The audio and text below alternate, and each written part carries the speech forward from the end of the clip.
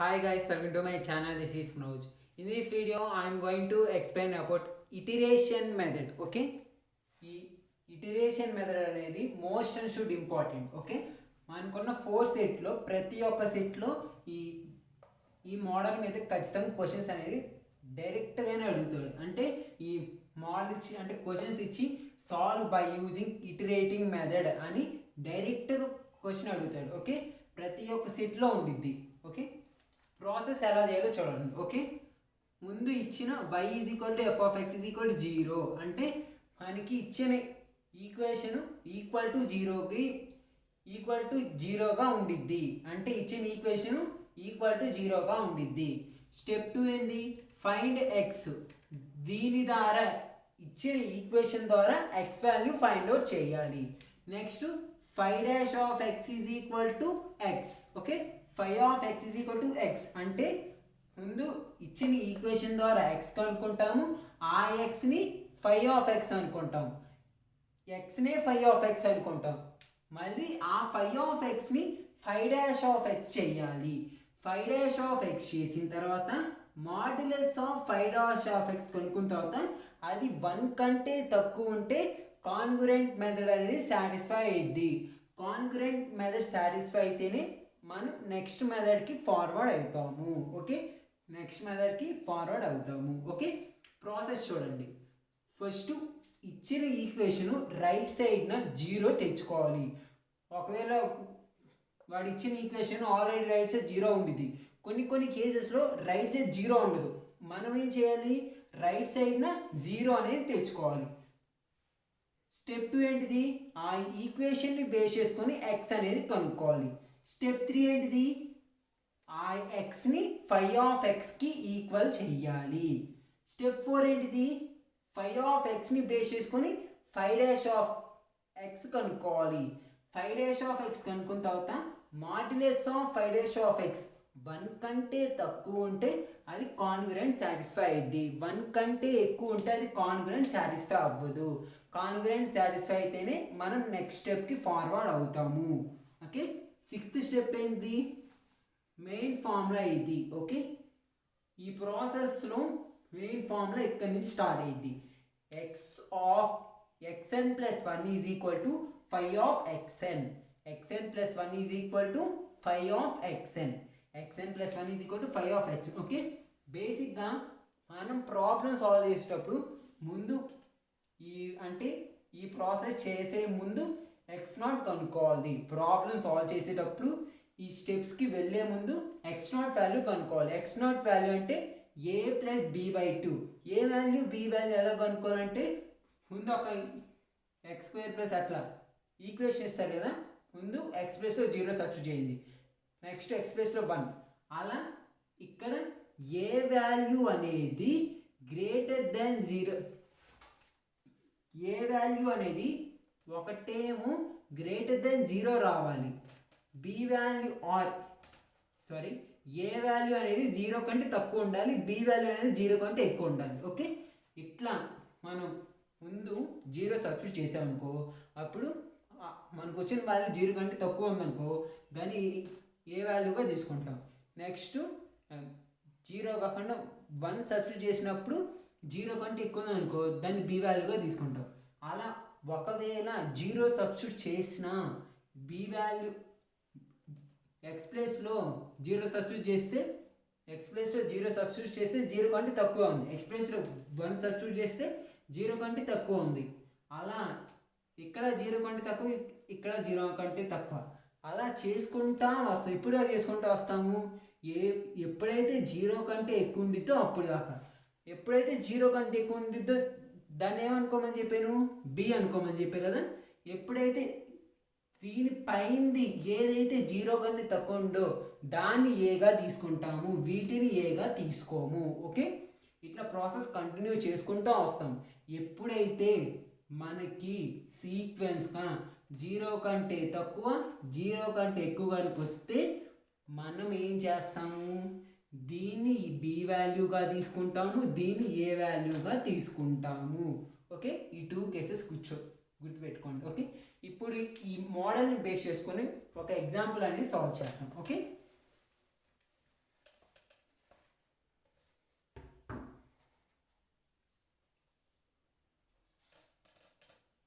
cube minus 2x minus 5 is equal to 0.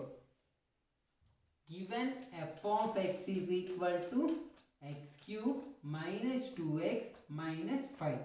x cube minus 2x minus 5.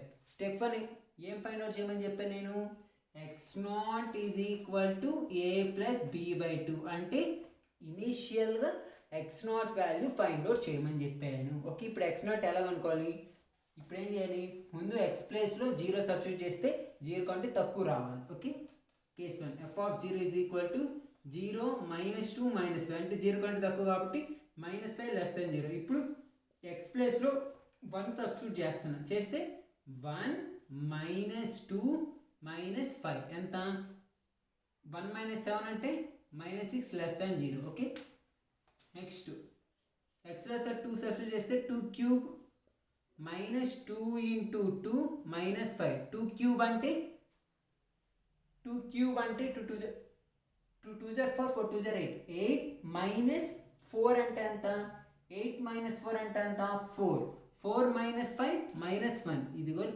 less than 0. Next f of 3 is equal to 3 cube minus 2 into 3 minus 5.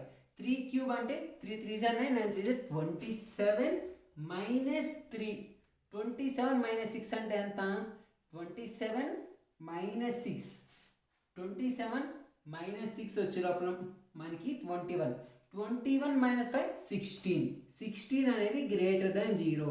ఇంతటితో process stop చేస్తాము, ఎందుకంటే ఇక్కడ మనకి greater than 0 వస్తే దీన్ని b వాల్యూగా తీసుకోవాలి, greater than 0 కంటే తక్కువ వస్తే దీన్ని ఏ వాల్యూగా తీసుకోవాలి.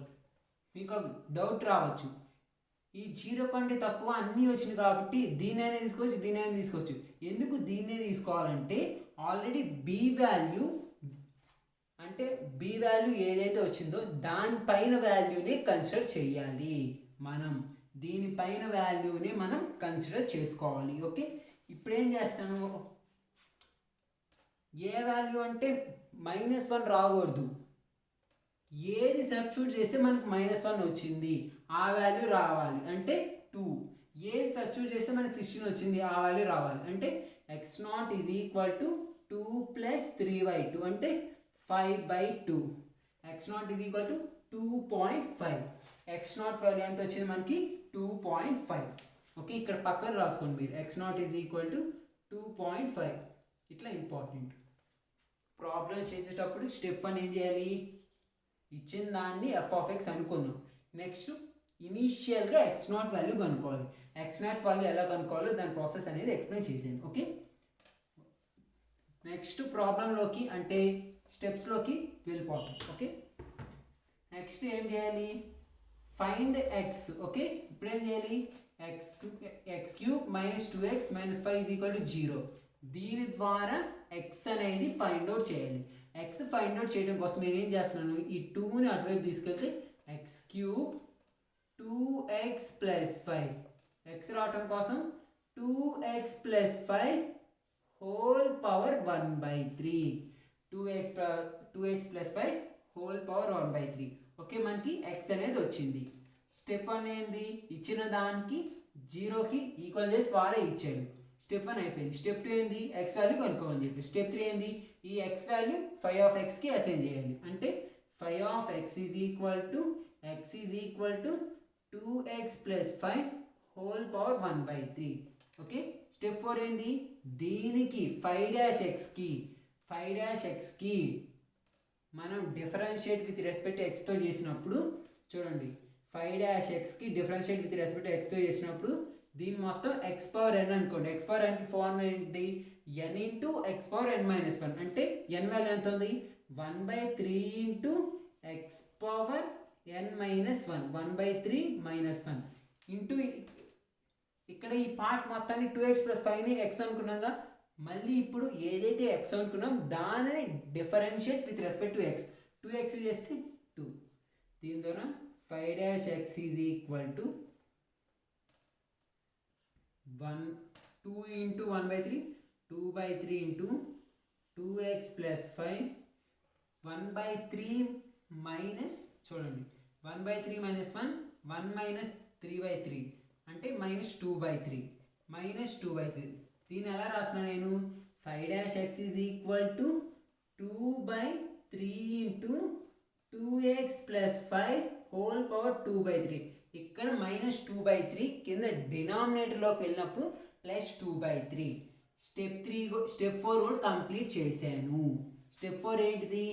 ఆల్రెడీ స్టెప్ 3లో మనకి 5-x కనుక్కున్నాం. దానిని డిఫరెన్షియేట్ విత్ రెస్పెక్ట్ టు ఎక్స్తో చేస్తే మనకి 5-x అనేది వచ్చింది. నెక్స్ట్ స్టెప్ ఏంటి? Modulus of 5-x congruent satisfy అయితే లేదు, కన్వర్జెన్స్ సాటిస్ఫై అయితే లేదో చూడాలి. ఓకే, సాటిస్ఫై అయితే, ఎందుకంటే మాడ్యులస్ ఆఫ్ 5-f దీని వాల్యూ కనుక మీరు క్యాలిక్యులేట్ చేస్తే అది 1 కంటే తక్కువ ఉండిద్ది. దీని వాల్యూ కనుక మీరు క్యాలిక్యులేట్ చేస్తే 1 కంటే తక్కువ ఉండదు. కాబట్టి దేర్ ఫర్ స్టెప్ 5 ఏం రాయాలి? Modulus of 5-f less than 1, hence it satisfy congruent. Okay, ఇది కాంగ్రుయెంట్ అనేది సాటిస్ఫై అయ్యింది. నెక్స్ట్ 6th స్టెప్ అనేది చేయాలి. ఓకే, 6th స్టెప్ ఏంటిది? నెక్స్ట్ ఫార్ములా ఏమని చెప్పాను నేను? x into n plus 1 is equal to 5/xn. Okay, దీని ద్వారా ఇప్పుడు ఏం చేయాలి? ఆల్రెడీ మనకి అసలు ఈ ప్రాసెస్లో ఈ కాంగ్రెంట్ అయిద్దో లేదనేది అది హాఫ్ పార్ట్. ప్రాబ్లంలో హాఫ్ పార్ట్ అనేది కంప్లీట్ చేసాం. ఇంక ఇప్పుడు చేసేది హాఫ్ పార్ట్. ఈ హాఫ్ పార్ట్ అనేది చాలా ఇంపార్టెంట్. ఓకే, ఇప్పుడు కేస్ 1లో ఏం చేస్తానంటే if n is equal to 0, n is equal to 0 అయితే x1 is equal to 5/x0. x1 is equal to, ఇప్పుడు మనకి 5/x0 అంటే 5/x0 ఆల్రెడీ ఇక్కడ మనకి 5/x ఉంది. 5/x0 కావాలంటే x బదులు x0 సబ్స్టిట్యూట్ చేయాలి. అంటే ఎంత? 2 into x0 plus 5 into whole power 1/3. x1 is equal to 2 into x0 value ఎంత వచ్చింది? 2.5 ప్లస్ 5 హోల్ పవర్ 1/3. మీరు క్యాలిక్యులేటర్లో ఫైండ్ అవుట్ చేసేటప్పుడు ఫస్ట్ ఈ పార్ట్ కనుక్కోండి. 2 ఇంటూ 2.5 ప్లస్ 5 ఆ పార్ట్ కనుక్కున్న తర్వాత అందులో వచ్చిన వాల్యూకి హోల్ పవర్, అంటే ఎగ్జాంపుల్ 2 ఇంటూ 2.5 మీకు వాల్యూ అనేది సంథింగ్ ఎంత వచ్చింది x అనుకుందాము, వాల్యూ వచ్చింది, దానికి హోల్ పవర్ 1/3 అని కనుక్కోండి. అప్పుడు మీకు కావాల్సిన x1 వాల్యూ అనేది వచ్చింది. ఓకే, x1 వాల్యూ క్యాలిక్యులేటర్లో ఫైండ్ అవుట్ చేస్తే మనకి ఎంత వచ్చిందంటే 2.1544 వచ్చింది. ఓకే, ఇప్పుడు n ఈజ్ ఈక్వల్ టు 1 అయితే x2 is equal to 5/x1 is equal to 5/x1 అంటే 2 into x1 plus 5 whole power 3. Next x2 is equal to 2 into x1 value ఎంత వచ్చింది? 2.1544 ప్లస్ 5 ఇంటూ హోల్ పవర్ 1/3. ముందు మీరు ఈ value కనుక calculate చేస్తే మనకి క్యాలిక్యులేషన్ అనేది ఈజీగా అయిపోయింది. క్యాలిక్యులేటర్లో ముందు ఈ వాల్యూ క్యాలిక్యులేట్ చేస్తే మనకి క్యాలిక్యులేషన్ అనేది ఈజీగా కంప్లీట్ అయిపోయింది. ఓకే,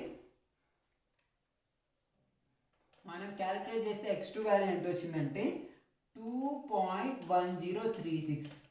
ఇట్లా ఈ ప్రాసెస్ ఎక్కడి దాకా చేయాలి? ఈ ప్రాసెస్ ఎక్కడి దాకా చేయాలంటే A2 వాల్యూస్ దగ్గర మనకి సేమ్ అంటే A2 వాల్యూస్ దగ్గర మనకి సేమ్ రూట్ వచ్చిద్దో అప్పుడు దాకా చేయాలి. అంటే ఎలా అంటే ఇప్పుడు x1 సబ్స్టిట్యూట్ చేసినప్పుడు ఇప్పుడు x1లో x2లో సేమ్ రూట్ వచ్చింది అనుకోండి, ఇక్కడ సేమ్ రూట్ వచ్చింది అనుకోండి, ఇంకా ఈ ప్రాసెస్ అనేది ఇక్కడితో ఎండ్ చేస్తాం. అలా అంటే A2 వాల్యూస్ దగ్గర అంటే x1 x2 అయిన దగ్గర x2 x3 అయిన దగ్గర దేని దగ్గర అయినా వీటి యొక్క రూట్స్ అనేవి సేమ్గా ఉంటే అంతటితో ప్రాసెస్ అయిపోయింది.